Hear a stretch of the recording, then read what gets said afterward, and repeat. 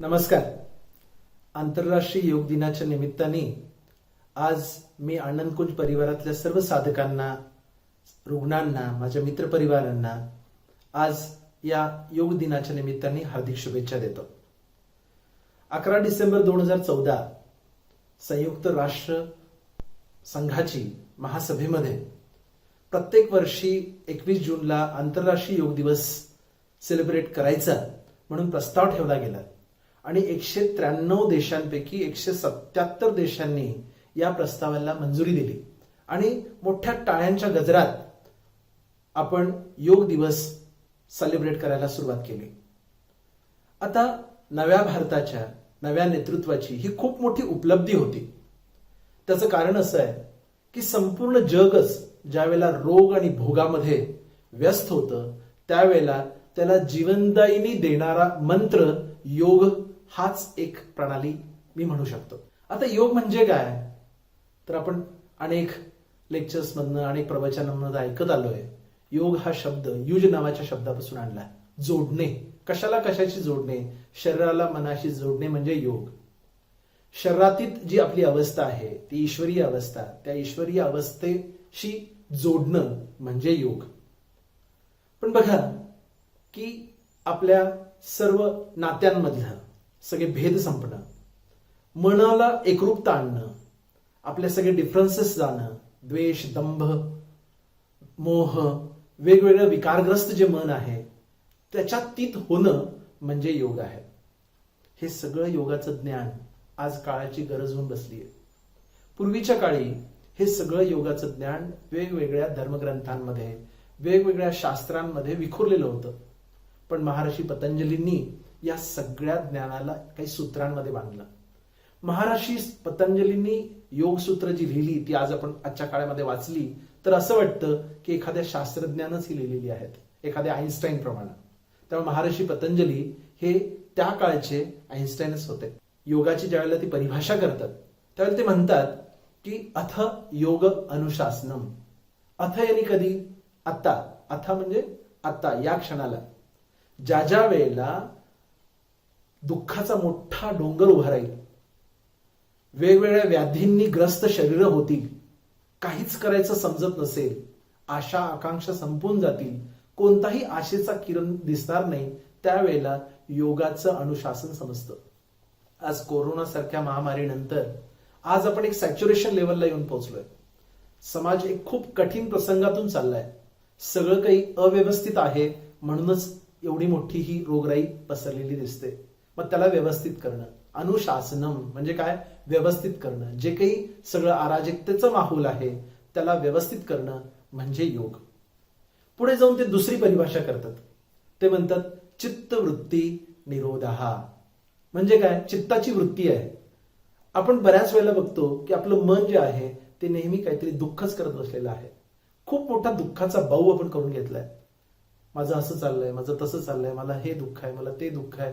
आज प्रत्येक भौतिक सुखसुविधांनी आपण भरलेलो आहोत तरी सुद्धा मन मात्र नेहमी दुःखाकडेच वळताना दिसतंय. मग आता या मनाला आवर घालणं, या मनाच्या वृत्तीला रोखणं म्हणजे योग आहे. आणि त्या मनाच्या पलीकडं म्हणजे शरीर मनाच्या पलीकडं पोचणं म्हणजे योग आहे. आज आपल्याला एक लक्षात येतं की बऱ्याच वेळेला योग दिवस म्हटलं की मग आसन करायचं, प्राणायाम करायचं, ध्यानधारणा करायचं म्हणजे योग आहे, असा एक मोठा गैरसमज झालाय. ऍक्च्युली फक्त आसन, प्राणायाम, ध्यानापुरतच योग सीमित आहे असं नाही आहे, तर त्याच्याही तीत जे काही अदृश्य आहे, जे दृश्य नाही आहे, जो करता करविता आहे त्याच्याशी एकरूप होणं म्हणजे काय आहे, योग आहे. मग आपल्या पुरातन काळापासून आलेल्या ऋषीमुनींनी सांगितलेल्या या योगाचं ज्ञान आज जनसामान्यापर्यंत पोहोचणं तितकंच आवश्यक झालंय. मग आता अशा पद्धतीचं हे ज्ञान जनसामान्यापर्यंत पोहोचायचं झालं तर काय केलं पाहिजे, तर त्यासाठी आपण निरंतरतेनं योग केला पाहिजे. नाहीतर योग दिवस सुद्धा एखाद्या फेस्टिवल प्रमाणे आपण सेलिब्रेट करत राहू. दसरा, दिवाळी जसा येतो जातो तसं योग दिवस सुद्धा येईल जाईल. पण जर आपल्यामध्ये जर ते परिवर्तन नाही झालं तर कधीच आपण या जीवनाचं कल्याण करू शकणार नाही. तर मित्रांनो, जे काही आपल्या योगशास्त्रांमध्ये सांगितलेलं ज्ञान आहे त्याच्यामध्ये अशा अद्भुत अनेक चमत्कारिक गोष्टी आहेत, अनेक चमत्कारिक प्रणाल्या, क्रिया, प्रक्रिया आहेत. त्याचं ज्ञान सुद्धा आज जनसामान्यांना असणं गरजेचं आहे.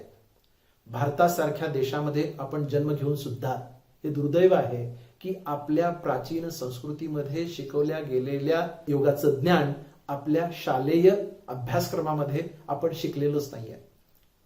पण आज कोरोनासारख्या महामारीनंतर तरी आपण जागे झालो पाहिजे आणि काही अशा अद्भुत गोष्टी ज्या आहेत, ज्या जनसामान्यापर्यंत पोहोचलेल्या नाहीयेत, त्या समजून उमजून त्या आपल्या जीवनामध्ये अवलंबून अनुभव सिद्ध करून इतरांना पर्यंत त्याचं मार्गदर्शन करणं तितकंच आवश्यक आहे. म्हणूनच आज मी या योग दिनाचं औचित्य साधून आपल्या समोर योगशास्त्रामध्ये सांगितलेली ही जी काही क्रिया प्रणाली आहे, आमरोली योग, ही आजच्या काळामध्ये एक खूप जीवनदायिनी ठरू शकते. मला तर असं वाटतंय की या जीवनदायी निशुल्क योगाचं ज्ञान आज काळाची गरज आहे. भारत स्वतंत्र होण्यापूर्वी आणि स्वतंत्र झाल्यानंतर शासकीय आरोग्य सर्वेक्षणाच्या गहन अभ्यासातून असं दिसून येतं की आपल्या देशातील नागरिकांचं स्वास्थ्य दिवसेदिवस घटतच आहे. आता ही फक्त समस्या आपल्या देशातीलच राहिलेली नाही, तर प्रगतीच्या शिखरावर असणाऱ्या सर्वच देशात स्वास्थ्याच्या दृष्टीनं अज्ञानच दिसून येत आहे. आपल्या पूर्वजांच्या आणि आजच्या नव्या पिढीच्या आरोग्यात जमीन आसमानचं अंतर दिसून येत आहे. आपल्याला ही गोष्ट मान्यच करावी लागेल की आपले पूर्वज आपल्यापेक्षा कितीतरी पटीनं आरोग्य संपन्न होते. याचं प्रमुख कारण हे होतं की त्यावेळी गावागावातील पारंपरिक वैद्य तसेच आयुर्वेदिक तज्ज्ञ यांचं अधिक्य होतं. ते वेळोवेळी लोकांना त्यांची दिनचर्या, ऋतुचर्या तसेच आनंदी जीवन जगण्यासाठी करावी लागणारी सर्व कर्तव्य याचं समुपदेशन ते करत असत. कधी उठावं, कधी आणि कसं झोपावं, कधी आराम केला पाहिजे, त्याचबरोबर व्यायाम, आसन, ध्यानधारणा तसेच आपले कौटुंबिक संबंध आणि सामाजिक कर्तव्यासंबंधी एक प्रकारची दिनचर्याच त्यांची तयार होती. आपल्या धर्मग्रंथातही तसा उल्लेख असायचा. अनेक आक्रमणं आपल्या देशानं झेलली, अनेक आक्रमणं, राज्य परिवर्तनं, धर्म परिवर्तनं आणि अशा अनेक आचारसंहितेमुळे आपल्या प्राचीन संस्कृतीला भ्रष्ट करूनही आपण आपल्या पूर्वजांच्या आदेशांना अनुसरून आचरण केल्याने काही शतके आपलं स्वास्थ्य आपण टिकवू शकलो होतो. कारण आपल्याला आपल्या पूर्वजांवर, त्यांच्या आदेशांवर, त्यांच्या त्याग आणि बलिदानावर, आपल्या संस्कृतीवर, आपल्या भाषेवर, आपल्या राष्ट्रीयतेवर, आपल्या वेद उपनिषदांवर, आपल्या पारंपरिक चिकित्सा पद्धतीवर तसंच आपले राहणीमान आणि कुटुंब व्यवस्थेवर गर्व करावासा वाटत होता, आदर होता. परंतु आज स्वतंत्र भारतात भ्रष्टाचाराने बरबटलेल्या लोकशाहीनं आपल्या सर्वच संस्कृतीला तिलांजली दिल्यामुळं जीवनातील प्रत्येक क्षेत्रात आपण परावलंबी होत आहोत. सगळं काही वेस्टर्नाइज झालंय. परदेशी देशाचं, परकीय देशांचं अंधानुकरण करीत करीत आपल्या आरोग्याकडे आपण दुर्लक्ष केलंय. अमेरिकेसारख्या प्रगत राष्ट्रात सुद्धा प्रत्येक कार्य यांत्रिक पद्धतीनं होतं. अशाच देशाचं जर उदाहरण घेतलं तर एक लक्षात येतं. परवाच मी काहीतरी वाचत होतो, त्याच्यामध्ये 80 वर्षापूर्वी प्रकाशित झालेलं एक अमेरिकेतील एका सर्जनचं रिसर्च पेपर मी वाचत होतो. तर त्यांनी तसं लिहिलंय की त्याच्या कार्यक्षेत्रामध्ये त्यांनी 1 लाखापेक्षा जास्त शस्त्रक्रिया केल्या आणि त्या शस्त्रक्रिया करत असताना त्याला असं आढळून आलं की फक्त 5% लोकांची पोटाची आतडी निरोगी होती. अन्य लोकांची आतडी कोणत्या ना कोणत्या तरी कारणाने रोगग्रस्त होती. आजही अमेरिकेतील लोकांचे आरोग्य सातत्यानं घटत आहे. तेथे असे काही असाध्य आणि संक्रामक रोग रोजच्या रोज वाढतच आहेत की रोगग्रस्त व्यक्ती कणाकणानी मरत आहेत. आज तेथील वैद्यकीय व्यवस्था ही प्रभावहीन ठरत चालली आहे. अशीच परिस्थिती पूर्ण विकसित देश जसं जपान आहे, ब्रिटन आहे, इटली आहे, अशा देशात सुद्धा आपल्याला सापडतं. आज कोरोनासारख्या महामारीनंतर संपूर्ण विज्ञानाचं ज्ञान आज थिट पडलंय. कुणालाच काही समजत नाहीये, सगळं काही स्वास्थ्यध्वस्त झालेलं दिसतंय. सर्वच देशातील या अनारोग्याचं मुख्य कारण आहे की आजचे विश्व प्रदूषित होत गेलेलं आहे, प्रदूषित झालेलं आहे. पृथ्वी, जल, अग्नी, वायू आणि आकाश या सर्वच पंचमहाभूतांना प्रदूषण मुक्त करण्यासाठी आज कितीतरी स्वास्थ्य संघटना कार्यरत आहेत. प्रदूषणयुक्त वातावरणात तयार होणारी औषधही प्रदूषितच होत आहेत. अशा स्थितीमध्ये प्रचलित औषधात सुद्धा काही कुचकामी ठरलेली आहेत. ती स्वास्थ्य रक्षणाची जबाबदारी कशी काय घेऊ शकतात, कशी घेऊ शकणार? आजच्या वातावरणात वनौषधीही तसेच अन्नाचा प्रत्येक कणही प्रदूषित झाला आहे. निसर्गोपचारामध्ये वापरली जाणारी माती, पाणी, हवा ही प्रदूषित होऊ लागलेली आहे. प्रत्येक उपचार पद्धतीत वापरल्या जाणाऱ्या सर्वच गोष्टी जर प्रदूषित असतील तर अशा प्रतिकूल परिस्थितीत आरोग्यासाठी कुठली उपाययोजना करावी ही गोष्टच आज अनाकलनीय आहे. अशा अनारोग्याच्या परिस्थितीत आपले शासन तर निद्रा अवस्थेतच आहे. काही निवडक औषध कंपन्यांच्या स्वार्थासाठी होणारी पारंपरिक प्रदूषणमुक्त निसर्गोपचार योगाची अवहेलना पूर्णपणे बंद होणं आज अतिशय आवश्यक आहे.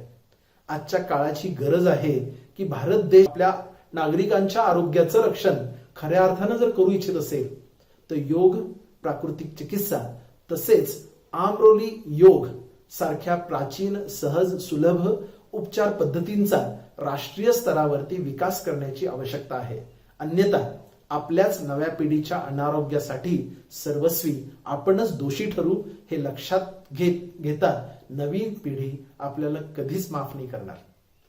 केंद्र सरकार तसेच राज्य सरकारच्या आरोग्य विभागाने शिवांबू सारख्या, आमरोली योग सारख्या रोग निवारक आणि जीवनदानाची शक्ती असणाऱ्या उपचाराची प्रचार प्रसाराची सुसंधी प्राप्त करून दिली पाहिजे. जर आमरोली योग, ज्याला जनमानसामध्ये शिवांबू चिकित्सा म्हटलं जातं, ही क्रिया जर प्रतिक्रिया विहीन म्हणजे कुठल्याही दुष्परिणाम रहित, साईड इफेक्ट रहित जर आहे, प्रदूषण मुक्त आहे, विषग्न आहे, त्रिदोषग्न आहे, रोगग्न आहे, तसेच हे निशुल्क नैसर्गिक रसायन आहे, तर आपली हटवादी भूमिका सोडून शासनानं जनकल्याणासाठी ही अमृततुल्य अशी उपचार पद्धती लोकप्रिय केली पाहिजे. आरोग्य ही खरी राष्ट्राची संपत्ती आहे. निरोगी समाजच एखाद्या संपन्न राष्ट्राची, विश्वाची निर्मिती करू शकतो. त्याचप्रमाणे अस्वस्थ समाज, आरोग्यहीन समाज एखाद्या राष्ट्राला कमजोर, दुर्बल बनवू शकतो. हेही सत्य आहे की एखादी व्यक्ती सतत शारीरिक, मानसिक तसेच सामाजिक पातळीवरती पूर्ण क्षमतेनं निरोगी नसेल तर तिची नियमित प्रगती अशक्य आहे. यासाठीच आरोग्याकडे थोडंसं गांभीर्यानं लक्ष देणं गरजेचं आहे. अनादी काळापासून चालत आलेल्या नैसर्गिक, प्रदूषणमुक्त, निशुल्क अशा आमरोली योगाला भारतातील शासन यंत्रणेनं भरपूर सहकार्य आणि सुसंधी देण्याची आवश्यकता होती. जर ते आजपर्यंत झालं असतं तर कोरोना सारख्या महामारीला आपण अगदी सबळपणे प्रतिकार करू शकलो असतो. भारत हा खेड्यांचा देश असून अशा जीवनदान देणाऱ्या निशुल्क उपचार पद्धतीचं ज्ञान प्रत्येक जनमानसापर्यंत असणं ही काळाची गरज होऊन बसली आहे. आपल्या शासनाची उपेक्षापूर्ण नीती असून सुद्धा आज आयुर्वेदातल्या, योगामधल्या अनेक उपचार पद्धती लोकप्रिय होत आहेत. हे तिच्या उज्ज्वल भविष्याचं द्योतक आहे. आपल्या देशातील विभिन्न स्तरावर शिवांबू चिकित्सकेची मार्गदर्शक केंद्रे विकसित होत आहेत. त्यामुळे अनेक हताश, निराश तसेच असाध्य रुग्ण या शिवांबू चिकित्सेचा फायदा घेताना आज दिसत आहेत. पण हे खूप सीमित प्रमाणात आहे, लोकल लेवलवरती आहे. आज वैद्यकीय क्षेत्रात सुद्धा दबक्या आवाजात किंवा चेष्टेच्या स्वरात का होईना शिवांबू चिकित्सेबद्दल चर्चा होऊ लागली आहे. विश्वातील वैज्ञानिक, शास्त्रज्ञ शिवांबूचे गुणदोष तपासण्यासाठी आतुर झालेले दिसतात. काही औषध बनवणाऱ्या कंपन्याही काही वैज्ञानिक स्तरावरती, तत्वावरती आधारित शिवांबूतील गुणात्मक तत्वे घेऊन जीवनदान देणारी औषधं बनवण्याच्या दिशेने वाटचाल करीत असताना दिसतात. बहुतेक सर्व औषधांची निर्मिती मानवी मूत्रातूनच होत आहे. जपान, जर्मनी तसेच चीन अशा देशात अशा प्रयोगांची केंद्रे निर्माण होत आहेत. जर शिवांबूपासून औषधे बनवली जाऊ शकतात तर त्याचा आरोग्यासाठी डायरेक्ट पूर्णतः वापरही करता येऊ शकतो. शिवांबू कल्प हा काही आधुनिक शोध नाही किंवा कुणा व्यक्तीची काही शक्कल नाहीये ती. या चिकित्सेची पाळेमुळे विश्वातील सर्वच प्राचीन देशातील इतिहासात सापडतात. जर आपल्याला हे माहीत नाही तर त्याचा अर्थ असा नाही की उपचार पद्धती शास्त्रीय नाही. शास्त्रीय उपचार त्याला म्हणतात ज्याचे गुणदोष हजारो वर्षापूर्वी निश्चित केले जातात. सर्वकालीन सर्व देशात केव्हाही त्याच्यावर संशोधन केल्यास त्यातील गुणदोष सदैव प्रकट होतात. आदिकालीन विश्वाचे महान सर्जन मी ज्यांना म्हणेन, तसेच चिकित्सक ज्यांना म्हणेन, भगवान शंकर, त्यांनी हजारो वर्षापूर्वी शिवांबू तसेच शिवांबू कल्पाच्या गुणदोषासंबंधी जे नीती नियम निश्चित केले त्यावर वैदिक काळात, आयुर्वेदिक काळात, बौद्ध काळात, जैन काळात, ख्रिश्चन काळात तसेच आधुनिक वैज्ञानिक काळातही संशोधन केल्यावर तीच तथ्ये पुन्हा पुन्हा सिद्ध झालेली आहेत. अधिक खोलवर पाहिल्यास लक्षात येतं की शिवांबू चिकित्सा ही आदि काळातील एक वैज्ञानिक चिकित्साच होती, जिची पताका आजही सर्व देशांमध्ये फडकत आहे. म्हणूनच सर्व देशातील प्राचीन चिकित्सा तसेच धार्मिक पुस्तकातही शिवांबू कल्पाची स्तुती केली आहे. सर्वच धार्मिक ग्रंथात सांकेतिक भाषेमध्ये शिवांबू कल्पाचे सूत्रबद्ध वर्णन केलेले आढळते. भगवान शंकरांनी याला महाअमृत म्हटलंय. तसेच प्रत्येक रोगाचे रामबाण औषध मानले आहे. रोगी असू दे, निरोगी असू दे, या अशा दोन्हींसाठी उपयुक्त असून त्यासाठी वापर करण्याची आज्ञा त्यामध्ये दिलेली आहे. उपलब्ध ऐतिहासिक साक्षी पुराव्यातून असे आढळतं की तत्कालीन समाजात जेव्हा जेव्हा एखाद्या रोगावर कुणीही केव्हाही कुठेही याचा प्रयोग केला त्यावेळी तो लाभदायकच ठरला. ऋग्वेद तसेच अथर्ववेद यामध्येही रोगी आणि निरोगी दोन्हीवर याचा प्रयोग करण्याचे आदेश दिले आहेत.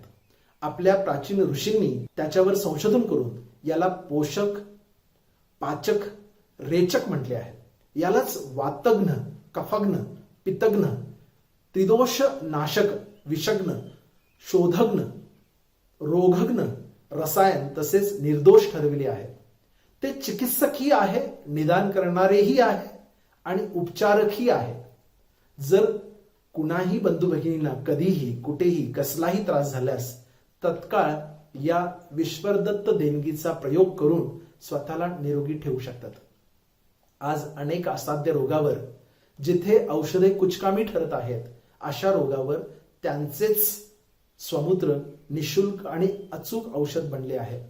वेगवेगळ्या आजारांमध्ये शिवांबूचा कसा उपयोग केला जातो त्याबद्दल जितके प्रयोग झाले आहेत अशाच सर्वच अनुभवसिद्ध गोष्टी आपण या आनंदकुंज नावाच्या चॅनलवरती आजपर्यंत बघत आलेला आहात, इथून पुढे सुद्धा बघणार आहात. शिवांबू काय आहे, ते आपल्या शरीरात कसे निर्माण होते, स्वमूत्र हे रक्ताचाच एक भाग कसे आहे, वेगवेगळ्या आजारांमध्ये ते कसं वापरलं जातं, तसेच आज त्याचा शास्त्रोक्त आधार काय आहे, आधुनिक विज्ञान सुद्धा अशी अनेक औषधं स्वमूत्रापासून कशी बनवतं, अशा अनेक शंकांच्या समाधानासाठी आज अनेक व्हिडिओज आम्ही या आनंदकुंज चॅनलवरती सादर केलेले आहेत. मला आशा आहे की हे सगळे व्हिडिओज तुम्ही ऐकल्यानंतर स्वमूत्राबद्दल आपल्या मनात कोणतेही कुतर्क उपस्थित राहणार नाही. स्वमूत्र चिकित्सा एक स्वस्त आणि सुलभ उपचार पद्धती आहे. ही भारतातील गरीब समाजाला एक वरदानच ठरत आहे. जर तिच्या प्रचारासाठी सातत्याने प्रयत्न होत राहिले तर आणि त्याला समर्पित अशा कार्यकर्त्यांनी गावागावात जाऊन जय शिवांबूचा जर नारा लावला तर निश्चितच ही अद्भुत चिकित्सा घरगुती उपचार पद्धती म्हणून सर्वमान्य होईल. सर्व शिवांबू लाभार्थ्यांनी आजपर्यंत ज्यांना ज्यांना आमरोली योगाचा फायदा झाला आहे त्यांचं हे कर्तव्य आहे की विशिष्ट पद्धतीने निसंकोचपणे एक असे अभियान सुरू करावे की ज्याच्यातून समाजाची अनारोग्याकडून आरोग्याकडे उत्कर्षमय वाटचाल होऊ शकेल. कोणत्याही रुग्णाने निसर्ग नियमांना अनुसरून पूर्ण श्रद्धा, विश्वास आणि निष्ठा ठेवून जर आमरोली योगचा स्वीकार केल्यास तो निरोगी जीवनाचा आनंदाचा अनुभव घेऊ शकेल. मला विश्वास आहे की ही गोष्ट आता समाजाची अतिशय गरजेची झालेली आहे आणि त्या दृष्टिकोनच समोर ठेवून आम्ही आमरोली उपासक मंचाची स्थापना केली आहे. त्याचा उद्देश आहे की आज ही चिकित्सा पद्धती समाजापर्यंत पोहोचावी. गावागावामध्ये, तालुका लेवलवरती, जिल्हा लेवलवरती, राज्यामध्ये जर या चिकित्सा पद्धतीचं ज्ञान जनमानसामध्ये पोहोचवायचं झालं तर याच्यामध्ये शासन काही करणार नाही, तर आम्हालाच यावरती काम केलं पाहिजे. आमच्या संस्थेचे संस्थापक डॉक्टर शशी पाटील, ज्यांना शिवांबू महर्षी म्हटलं गेलं, त्यांच्या संशोधनातून साकार झालेली जी काही मेथॉडॉलॉजी आहे ती गोष्ट जनसामान्यापर्यंत पोहोचावी या दृष्टिकोनातून आमचा हा निरपेक्ष प्रयत्न आहे. तर त्याकरिता मी सर्वांना आज आमंत्रित करतो की तुम्ही या आमरोली उपासक मंचाचे सदस्य व्हावे आणि या उपचार पद्धतीची सगळी तांत्रिक माहिती स्वतःला घेऊन, स्वतः अनुभवून, ती अनुभव सिद्ध करून जनसामान्यापर्यंत पोहोचवण्यासाठी आपण सर्वांनी मदत केलं पाहिजे. तर आज या जागतिक योग दिनाच्या निमित्ताने ते औचित्य साधून मी सर्वांना विनंती करतो की तुम्ही जर अजूनही आनंदकुंज चॅनलला सबस्क्राईब नाही केलं असेल तर सबस्क्राईब करा. बेल आयकन दाबून येणाऱ्या पुढच्या व्हिडिओजना तुम्हाला त्याचं ज्ञान मिळू शकेल. आज या चॅनलवरती अशा शेकडो पेशंटचं टेस्टिमोनियल्स आम्ही टाकलेले आहेत, काही अनुभव शेअर केलेले आहेत. त्या अनुभवाचा वापर करा, इतरांना ऐकवा आणि आपलं जीवन स्वास्थ्यसंपन्न आनंदमयी करा. धन्यवाद.